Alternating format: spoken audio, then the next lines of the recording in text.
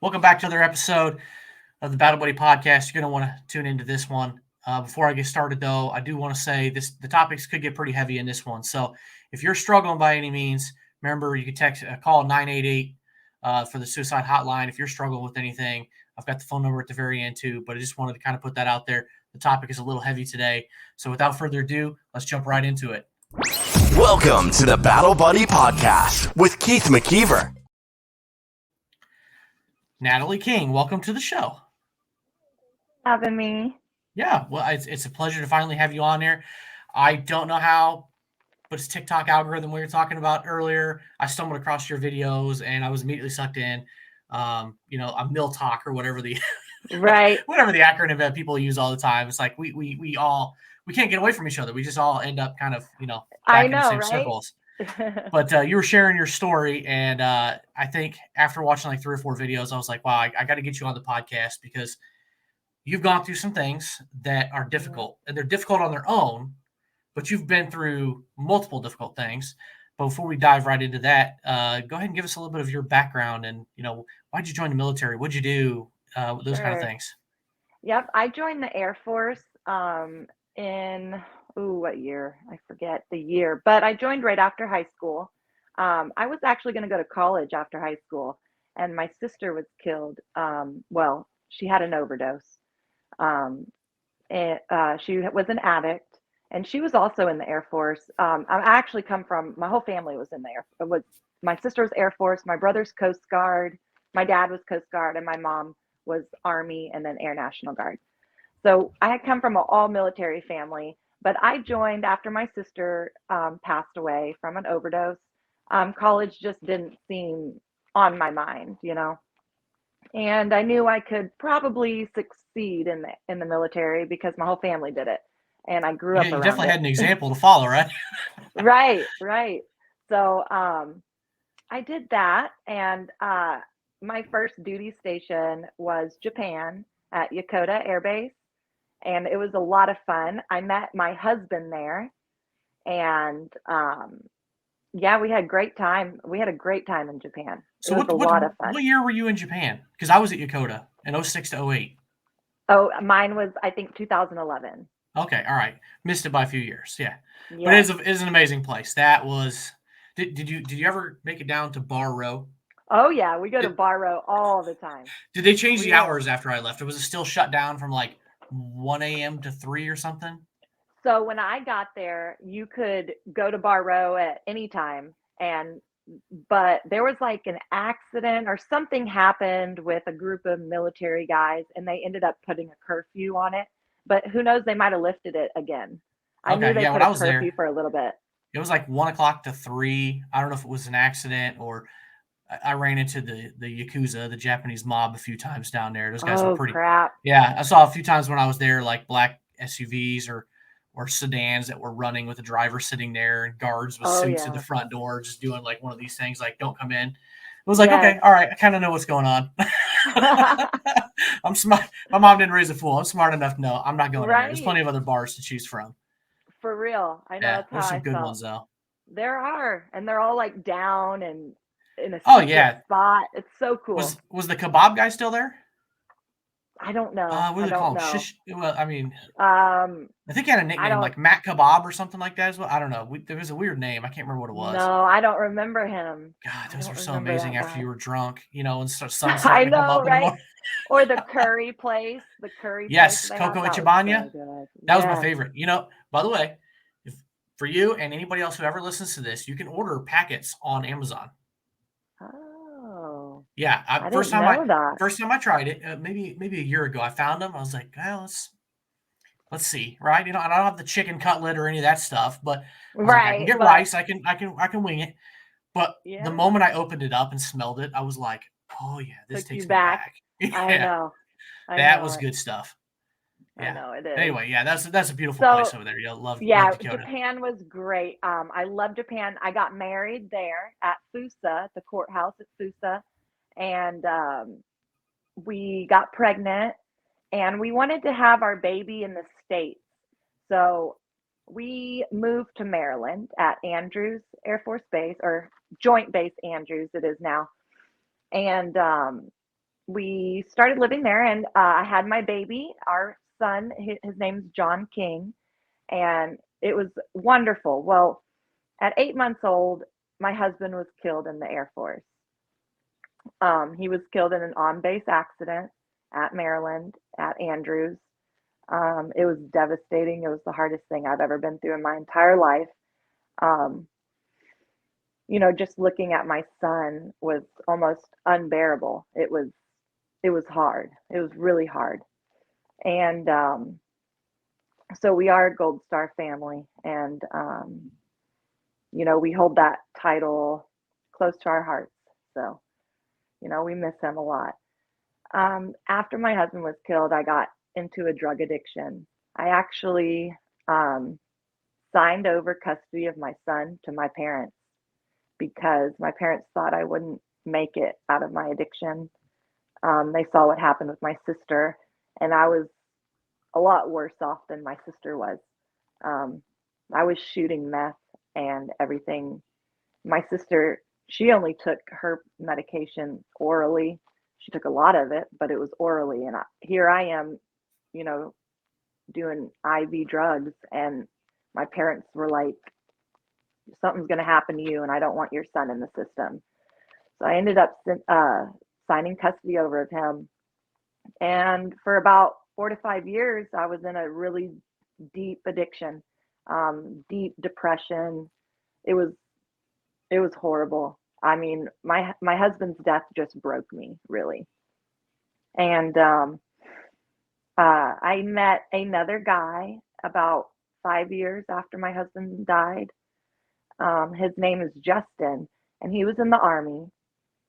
And he had just gotten out of the Army. He did 7 years when I met him. And I met him in my addiction.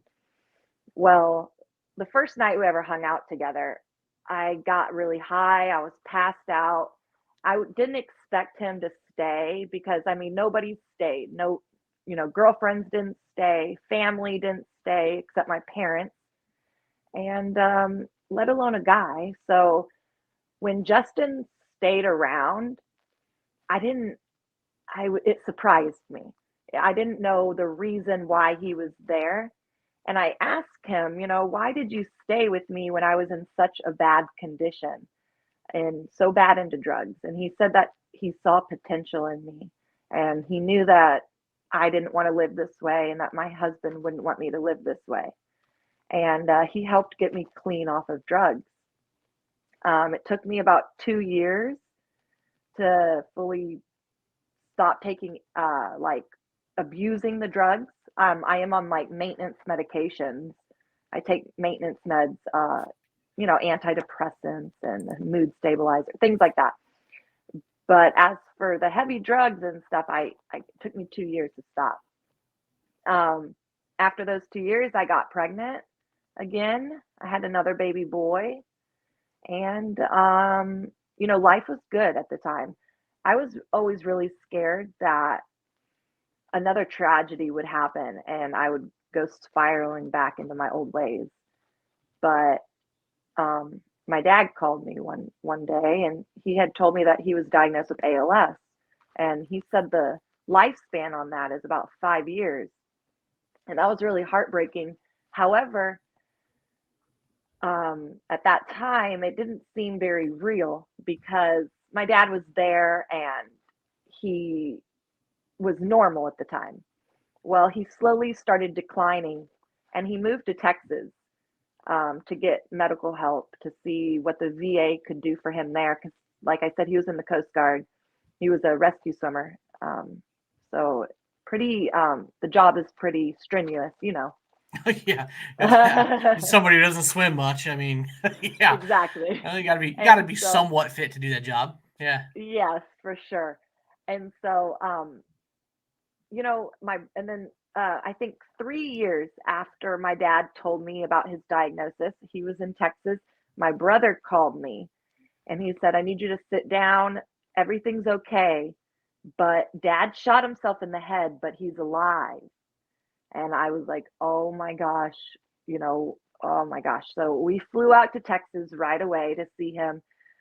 And he lost his right eye but it didn't hit any of his brain. None of his brain was hit at all. It missed him completely. And I moved him into my home.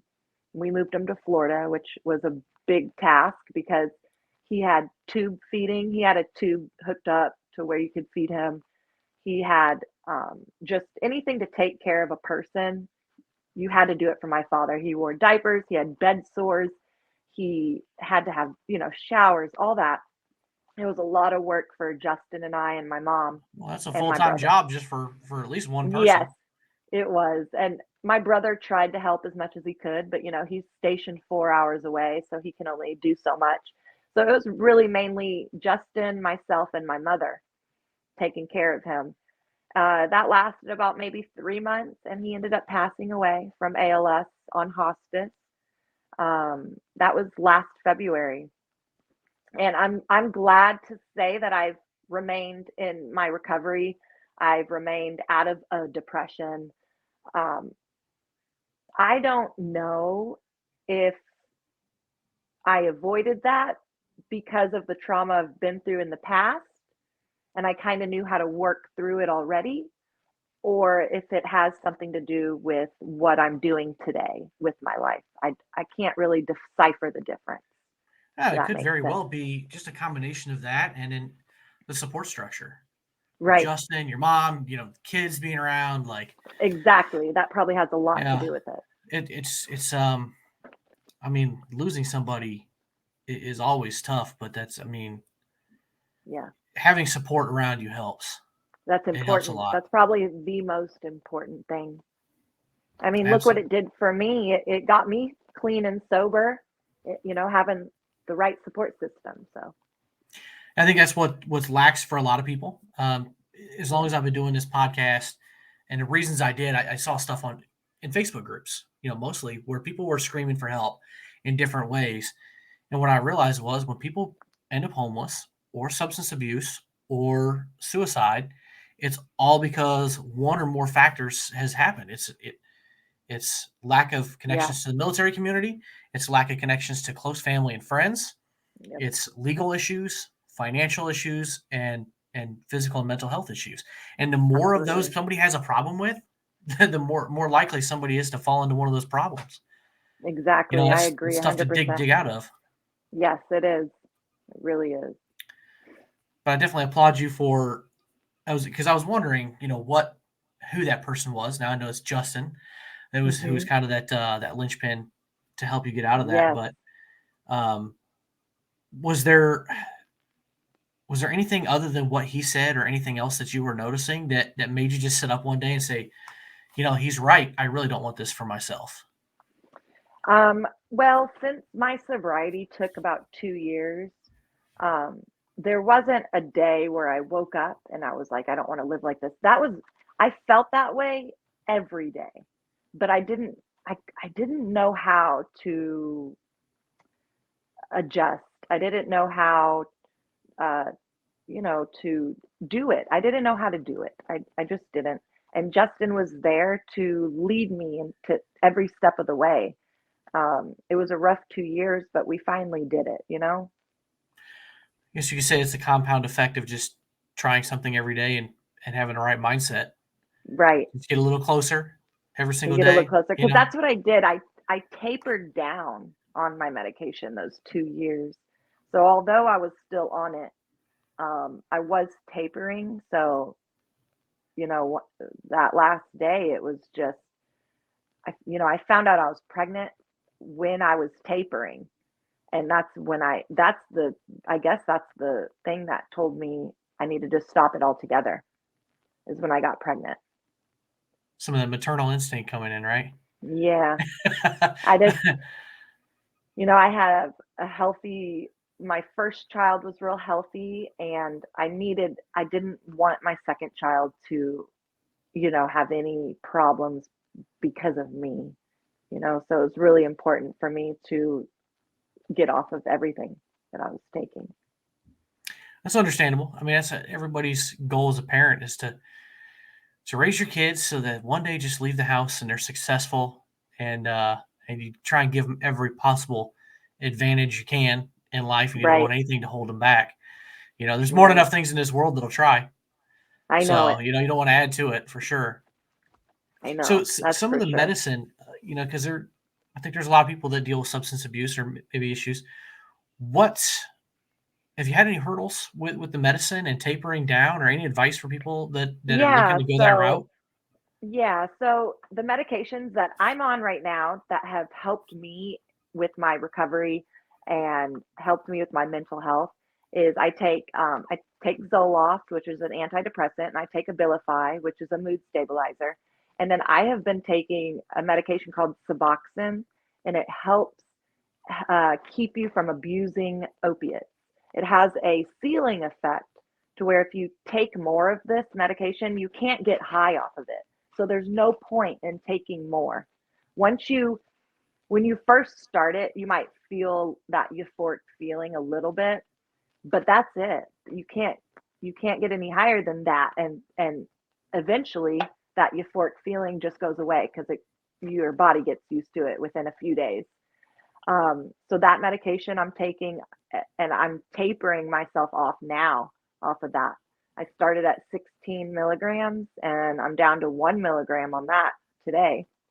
It's really hard. This is probably the most difficult medication that I have been tapering off of. So It's understandable. pretty difficult. So outside of medicine, eh, has there been any other influences? Any books or any people that you've watched, on Absolutely. speakers on YouTube or anything like that? Give a shout out to. I haven't watched any speakers on YouTube or anything like that, but I've read a lot of widow books. There's a that helped me through my husband's death, of course. That I read. It's called Widow to Widow. That was an amazing book. And then the things that I do is I meditate. I meditate every night before bed, and I do breathing treatments. And I guess I could show this. I have this device that I'm really bad at breathing exercises, and I got this device called a Call Me Go, and it's actually it's like an inhaler, but it's an exhaler, and it helps you with your breathing exercises. And this thing, it has been tested for PTSD, anxiety, difficulty sleeping, everything like that. You do it for like 3 times a day for 3 minutes, and it helps you with all that stuff. This has been a game changer for me, at least for my breathing exercises that I do. It's interesting, and I think everybody should be able to squeeze in, about 3 minutes 3 times a day. Absolutely. I know it's nothing. All you have to do is breathe in and out, and you follow the device. It tells you like when to stop exhaling and all that stuff. Like it's really cool. Yeah, Really well, neat everybody device. should be well qualified to breathe, right? Right. Evidently, we're just not breathing right, but I know it. I guess not. yeah. But actually, I did see that the other day I think on one of your TikToks. I think you had showed that or something like that. But I'll go ahead and throw that across the bottom. So Yeah. before I forget, because I've had a That tendency to do that I'm sometimes. that thing, I swear by it. I swear by that thing. It's even helped my son. That's awesome. Speaking of which, so here comes kids in the background. Yeah, I Yeah, think my son just got home. It's yeah, that's okay. understandable. Yeah, hey, it wouldn't be the first time I've had kids pop their heads in. I had a dog pop their head up once too. I don't really Aw. care. It's like I said earlier, this is just a casual conversation, and that's just the way I think it goes best. So Yeah, I agree. so I'm kind of curious, going back to your husband's death in support. I mean, you had Justin later on. Obviously, I'm sure you had your family, but what other kind of support was there out there? You mentioned Gold Star. I know I'm actually in Peoria, Illinois, is where I'm at, where the Gold Star was a foundation. I don't know. I'm Mhm. drawing a blank right I now. it's Was I think founded there's by Patty Smith. yes, I think there's the Gold Star Foundation, Gold Star Wives of America, things like that. Now, the support I had, of course, I had my family. I had my husband's family. Um, but as for support, there's not too much out there for Gold Star families whose loved one was killed, um, like an on-base accident or in a line of duty situation. A lot of these support systems that help you out. You have to be, KIA or 22 a day. They have a lot of support for suicide veterans or members, military members. But as for like Gold Star wives who were killed in the line of duty, there's not much out there for us, unfortunately. I know there's like the TAPS program and things like that, but there's not much. And it's unfortunate. Where would you say, if somebody was a nonprofit or inclined to go that route and offer some sort of help to people in a situation? Because I don't know what those numbers look like, but when you have as many people in the military as we do, deaths in the line of work, I mean, it happens. It happens all the time. Where do you think some of the gaps in that coverage are? Where could an organization step in and actually help? Yeah, I don't know if maybe these nonprofits that are already up and running, I don't know if they could like just add on, line of duty deaths, or somebody could open a nonprofit for just the line of duty deaths. There's KIA nonprofits just for KIA. There's nonprofit for just suicide victims. There's nonprofit for that, but there's no nonprofit for like in the line of duty death. And somebody could, I could, I don't know. Maybe I will. Yeah, somebody's got to lead it. I'm just saying. I know, but that's where I'd start. I don't know. I mean, we could do retreats. We could do. I know the Gold Star families have a housing program that they get like soldiers that were killed in action, things like that. You could do anything like that. Yeah, there's a lot of things. I mean, somebody's whole world just gets turned upside down with no notice at all. I think I had heard part of your story. Did you got notified in the middle of the night or something like that, or was it afternoon? It was in the early morning. Early morning. My husband, about 7:30 when the accident happened, and they got to my door about 8:39 and said he was in an accident, and they told me that he was okay though, and that he was on his way to the hospital, and that I'd be able to see him once they got more information. Well, by the time that the commander and the chaplain and everybody came to my house, he was already gone. And they said, well, now you can go to the hospital and see him. And I was like, well, why didn't y'all tell me earlier? I've been waiting here for 3 hours.